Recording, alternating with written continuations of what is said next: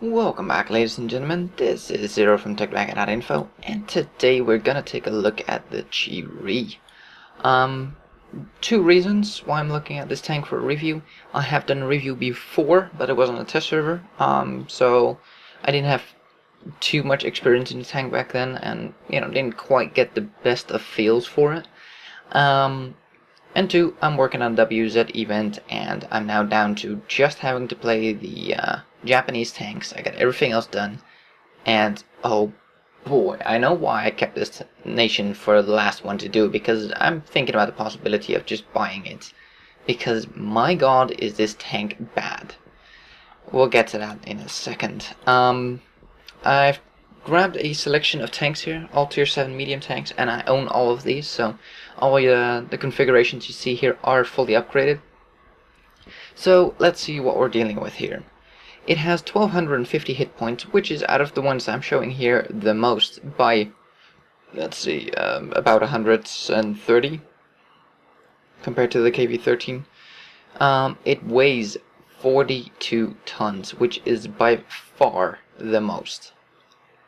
Only gets a 550 horsepower engine. Let's compare this to the T20 here. 31 tons and a 560 horsepower engine. So 10 more horsepower for 11 tons less weight. And that trend kind of continues. 32 tons here, but a 520 horsepower engine. So the power to weight ratio of this thing is bad. Well, if it's that heavy, it must have armor, right? You silly person. No. That was really bad. The top speed 42. Yeah, you're not even gonna make that. Unless you're traveling downhill on a straight line, you'll be lucky if you see 40 on a straight line. This thing does not have good acceleration, and its top speed. It's more theoretical, or when you're going downhill, or when you're being thrown out of a plane. This thing will still not exceed 42. So even the speed limit is just theoretical, and you won't even reach it. Compared to all the other ones, pretty shit. 50, 50, 56. Yeah, it's slow. So we've so far concluded it's the heaviest and it's the slowest. The first speed 34, 37, 40, 42. The worst, so it doesn't turn around either. Great. Well, at least we have armor, right? Hull armor 75. Yeah, I still want to talk to a developer. I would love to know where this thing has 75mm of armor, because no. I have bounced more things off my T20 than I have off the G.Skill, and that thing supposedly only has 63. So, 75, 35, 35. That's pretty much, well, that is by far the worst out of all of these. Turret armor, same story, 75, 50, 50. But the problem is with this tank, and I'll show you in a second the models behind all these windows, is that everything is flat on this thing. All these other tanks have slopes, which increases your effective armor. If people shoot at you from the side, like if this is your actual angle and people are shooting at you at this kind of angle at your front plate, you have a chance to bounce off. Here it's just flat, so even if they angle, even if you angled it, it will pen. I seriously do not think I've ever bounced a shot on this tank, and I'm not just saying that, I literally mean I don't think I've ever bounced. It's that bad. My Type 62 has more armor than this thing, which is really sad because that's a light tank with no armor. We'll get to the shell penetration stuff in a bit. Turret reverse 36, again the worst out of all of them. View range 370, not the worst, but it's definitely not good. Radio range 550, which is the worst out of these, and I'll get back to that in a second as well. So, the guns. This is where things get sort of interesting. The gun is an autoloader, a 3-clip magazine, as you can see here, and 1 second between shots. So in about, I don't know, 3.5 seconds, including the animation for shooting and stuff, in about 3.5 to 4 seconds you can fire off 3 shots, which isn't bad. And then you have a loading time with my crew, and one very interesting note though, this autoloader allows you to equip a rammer. One of the very few, if not the only, tank in a game that can have a rammer with an autoloader. So yeah, Keep that in mind. That's a very special thing about this tank, I guess. Which will bring down your clip reload to about 7.5 seconds with 100% crew. I don't have brothers in arms, but I do have vents. So with the vents and the rammer, about 7.5 second reload, which isn't bad. Full clip, 130 damage a shot, so full clip theoretically does about 390 average damage. Now we're getting to the problem here. 155 penetration is not good. But you're thinking, it's a medium tank, it can flank. Nope, remember the speed? Remember the size? I'll show you the size in a second. This thing is huge. This thing dwarfs tanks. Yeah, I'll show you in a second. So, the damage is good, the autoloader is good, the penetration is bad, and the accuracy is not that great either, and the aim time is actually too long, because your time between shots is only 1 second. To fully aim, 1.7 seconds.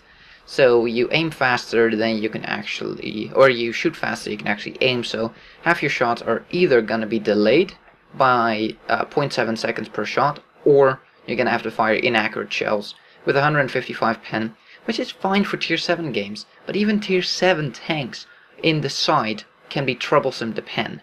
I've had this thing bounce on sides of tanks all the time. Tier 8s or 9s, penning the side is often even impossible with 155 pen. Now, the problem is not just the pen. The pen is okay and workable if the tank could actually flank. But it's too huge. The acceleration is way too poor to actually be an effective flanker in this thing. So it's not, not every subpart of this tank is bad, but the whole package makes it excessively bad. Now, there are some people that like this tank. I've been reading through forum topics, and there's probably like 10 people that like it for every 50 or 80 people that absolutely despise this thing. And I'm one of the people that absolutely despises this thing. I've had 1 or 2 good games in it, and that is it. My victory ratio has dropped like you would not believe. This thing will lose game after game after game for me.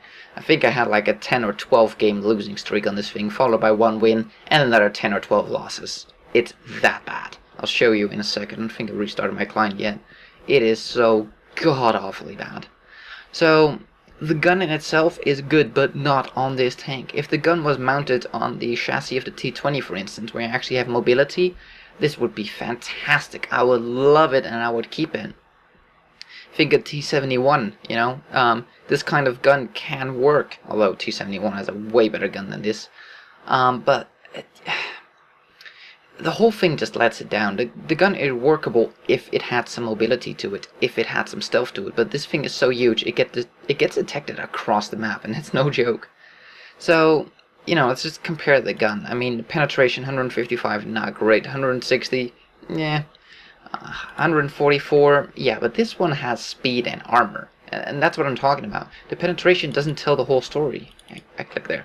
Penetration on this tank is not great, but this thing is actually quite nimble. Really is. Good acceleration. So this thing can actually circle people. It can actually, chase people.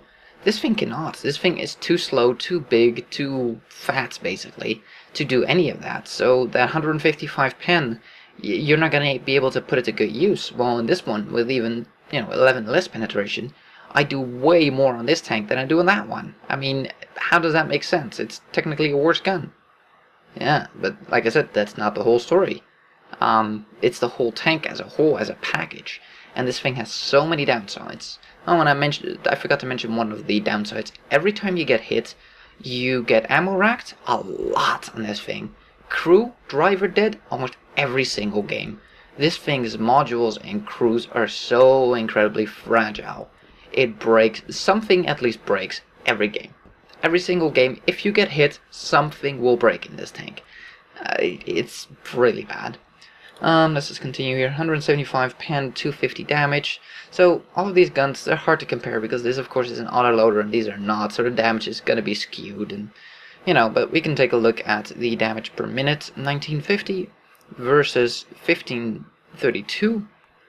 The reload time in this thing is pretty horrific, I have to say. Rate of fire of 6 is pretty bad. It really is. For what it does, I don't like... By the way, I don't like the T20. I really hate this tank. Really not my thing. but I would just want to get to the patents and stuff and get some better tanks.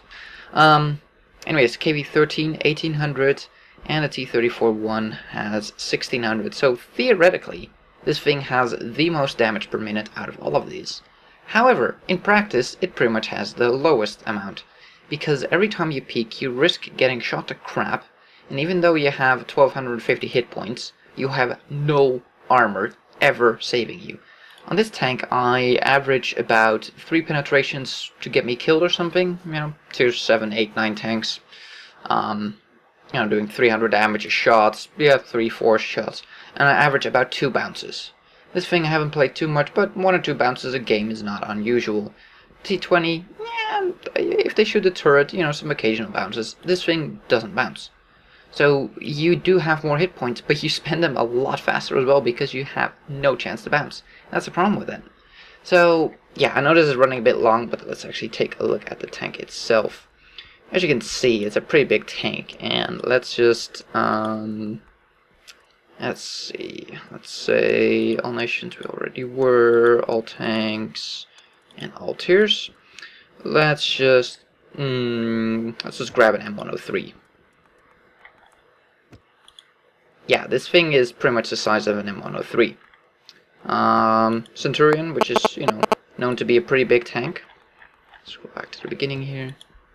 This thing is slightly smaller, but check out the length of it. It's the same length as a friggin' Centurion Mark 7, which is known to be a pretty big tank. Tiger 2? I think we can do better than that, right?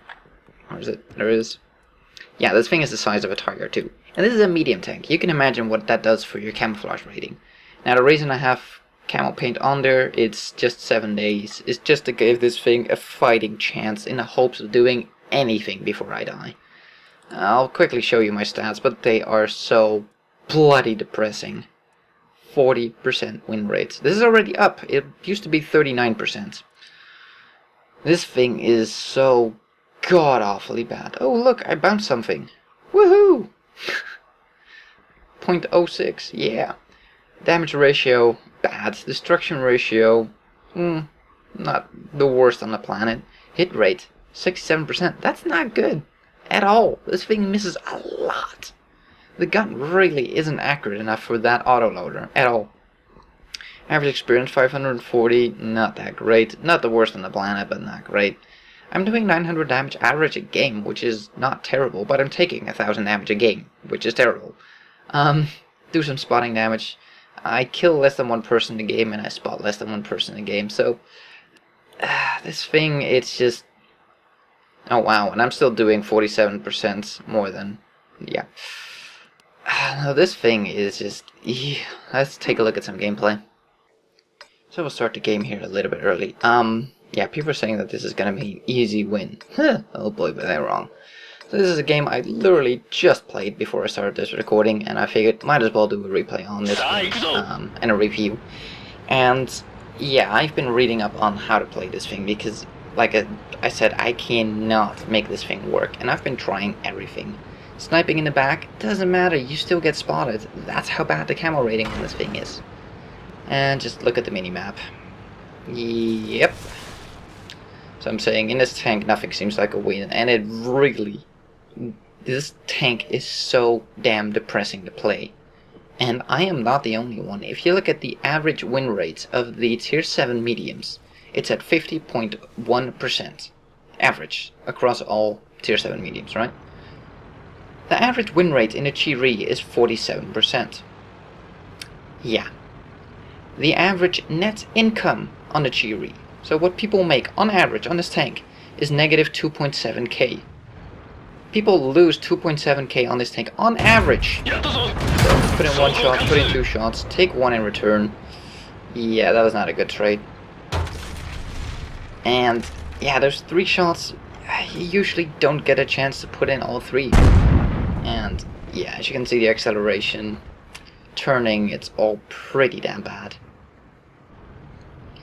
So it's hard to be positive about this tank. Yeah, you know, there's people that like this thing, but there is an awful lot of people that don't just dislike this thing, but absolutely despise, hate, and just want to smash their face into their desk because of this thing.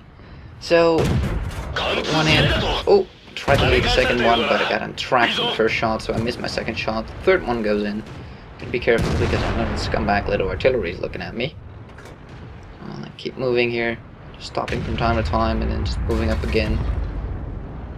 Ooh, IS gets hit and gets set on fire. And he vanishes. Really? So, yeah, this gun, you can have whoa, replay glitch. You can have amazing games in it. I'm not saying you can't. It really is possible. However, nope, not fast enough. However, oh, shot the crap, and there we go. Gun gets taken out. First shot, or second shot, excuse me, I take. I'm just firing at the M4A2 here. M4A3E2, there we go. Yeah, it's just, no, don't quite have a line on him. And he vanishes. Hope he's back, putting one, putting two, putting three, didn't see his gun turn around, so I had the chance to actually put some shots into him. Looking at the map, oh crap, no, get a look at this. Where did that shot go? I swear that shot went straight into him and just vanished. Ghost shells? An article on FTR that ghost shells are back, although the example he used on there was, I think it went between the hull and the tracks and just went straight through. Because there's no hitbox there, which is ridiculous, but yeah. Anywho, so backing off here, this tank pretty much cannot duel. It cannot take out any tank its own tier 1-1. Its DPM supposedly is that good, but you have 7 seconds of being able to do absolutely nothing, in which they will rip you apart. And that's one of the problems with the autoloader, with any autoloader to be honest, but you know, especially on this one, because you have no speed to maneuver, you have no chance to angle your armor effectively and bounce shots, none. So that leaves you with a tank that, oh, there it is, come on, oh, there's the accuracy for you and the penetration. If that second shot went in, I wouldn't have taken a shot in return there. So yeah, oh, there goes the replay again. So I'm just backing out here. I have 136 health remaining. I'm thinking I'm gonna go around to hit that ARL in the back. If I can. VK up there, checking, nope, can't see. Whoa, replay. That's funky as all. Just making sure that VK doesn't come around and eats up the SU-122 there. I need the SU-122 to keep the ARL busy. So we back up here, being mindful for RD of course. Okay, the VK gets taken out, good. Oh, T-29. Is he? Oh, he seems to be stuck. Oh, yeah. And this, right there, is where this tank can actually shine. Because once you can unload your clips into a tank, yeah, it can do a lot of damage very quickly. I mean, this is basically a Russian 122mm firing every 7.5 seconds. Oh, we light him on fire and we kill him. Woohoo! But taking shots in return gets you killed so damn quickly in this thing. That's the problem. This thing just cannot take shots in return. Come on, come on. There we go. Get the kill. Be careful for Artie, because I know Artie will be looking at me, because Artie always wants to hit a fucking Chiri. Don't know why, but yep, there we go. See? Always wants to hit a Chiri. So yeah, that is a Chiri for you. If huge freaking if it gets time to unload its clip, and let's go towards the stats because the artillery gets finished off. So here we are with the stats, and what I was saying is that this tank can work if, and that's a huge if you get the chance to unload your gun multiple times just into sides and rears of people. Now with a tank this big, with that little camouflage, because it really gets spotted from across the map, that is no joke whatsoever. That's why I put paint on it. It's just so damn bad. And those occasions are just so excessively rare that makes this tank unable to carry almost any game unless it's top tier. Tier 9s, which we'll see, you can pretty much not even pen their asses, at least heavies, and I've bounced on sides of tier, what was it, 8? Tier 8 or 9 mediums. Like, I couldn't even pen the flat side, just because I had to go through the tracks and then the tank. And yeah, that's just the problem with this tank. It's not that the penetration is so excessively lacking that you can't do anything. It's the penetration in combination with the speed and agility of this tank, which it doesn't have, that you cannot flank and get into those right positions where you can put in effective fire. And yeah, as you saw here, if you get into the right positions, now of course I did have that T29 that, yeah, I just completely got off guard, and I did 1250 damage to him, full health. So yeah, that really saved this game for me, for it being a first class, and I don't expect to get an ace tanker, because I for one cannot get this thing to work. Now I did light him on fire, so I got Arsonist, Hand of God, Bruiser, and a high caliber. See, team-wise, we got 1086 experience. That is the highest I've ever gotten this thing. 2800 damage done, 1200 of that was into that T29, which was a bit of a lucky find, to be honest. But, you know, in tanks, for ace tanker games, you often need a little bit of luck. And some skill, of course, but mostly luck. Killed 3, and yeah, the rest of the team, not quite sure why he got 900 experience. Okay. Tier 3, oh, it was a tier 5, and tier 7 game, okay. Wait, I was about to say he shouldn't see tier 7. How about he was platooned up, that's why. I was about to say that tier 3 shouldn't see. Okay, never mind, I'm ranting. Fired 30 shots, hit 24, pent 22, so 22 out of 30 shots pretty much actually did something. And that's the problem with this tank, you can fire a lot, but a lot of your shell. I've had games where I fired 34 rounds, right? Pretty much all of them were aimed shots. It was a tier 9 game, so 34 shots. I hit 10 and penned 4. 4 out of 34 shots. And that's the kind of games you're going to have in tier 9s. This thing is completely incapable of functioning in tier 9 without gold. And I refuse to use gold on this tank, because Wargaming have literally admitted that this tank has been put in the game just to sink gold in it. To either skip by it or buy gold rounds. They have actually admitted that they've put tanks in the game being so god-awfully bad so that people with free experience pass it, you know, convert experience into free experience, or to buy gold rounds to do more damage, more penetration. They've literally said that the Chiri is one of those tanks in the game.